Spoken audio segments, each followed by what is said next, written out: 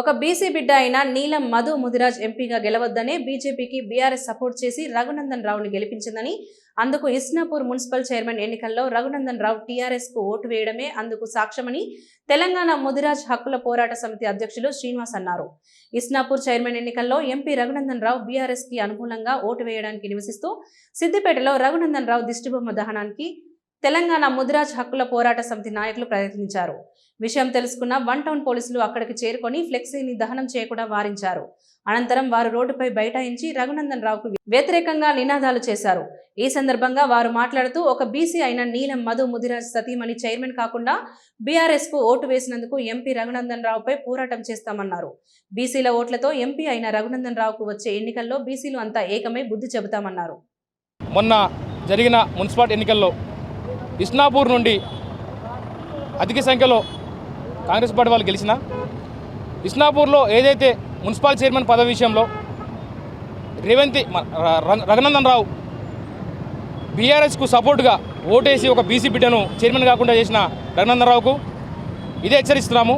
బీసీల ఓట్లతో గెలిచిన నువ్వు ఈరోజు బీసీలను అనగదొక్కే ప్రయత్నం, ఒక రఘునందన్ రావు, ఒక హరీష్ రావు, ఒక కేసీఆర్ వీళ్ళంతా కలిసి మా బీసీలను అనగదొక్కుతుర్రు. రేపు రాబోయే రోజుల్లో మా బీసీలు ఓట్లతో మేము బుద్ధి చెప్తాం.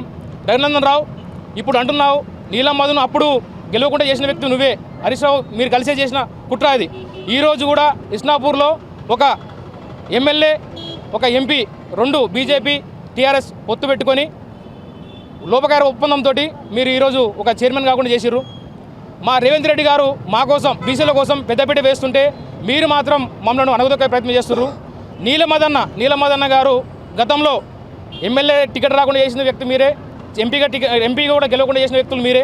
కానీ రేపు రాబోయే రోజుల్లో మా నీలమదన్న ముదిరాజు గారు కంపల్సరీ పెద్ద స్థాయిలో వెళ్ళిపోతారు. కంపల్సరీ అప్పుడు మేమేదో చెప్తాము. బీసీలు ముఖ్యంగా బీసీలను మాత్రం అనగదొక్కే ఏ పార్టీ అయినా సరే మేము మాత్రం వదిలే పరిస్థితి ఉండదు. ఖచ్చితంగా త్వరలోనే గట్టి బుద్ధి చెప్తాం. రఘునందన్ రావు ఇది నీకు చివరి పదవి, ఇది ఖచ్చితంగా నిన్ను మాత్రం సస్పెండ్ చేసాక మేము మాత్రం మా పోరాటం టీఎంపీఎస్ మాత్రం ఆపే ప్రసక్తే లేదు. ఖచ్చితంగా మీపై యాక్షన్ తీసుకునే ప్రయత్నం చేస్తాం.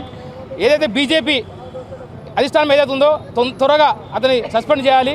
లేకపోతే మా జిల్లాలో ఉన్న టీఎంపీఎస్ఏ కానీ ముదిరాజులు ఎవరైనా కానీ బీసీ బిడ్డలు కానీ రోడ్డు మీకు వస్తాం. ఇట్లానే సస్పెండ్ చేసే వరకు మేము ఇట్లాంటి కార్యక్రమాలు చేస్తాం. తప్పకుండా హెచ్చరిస్తున్నాం.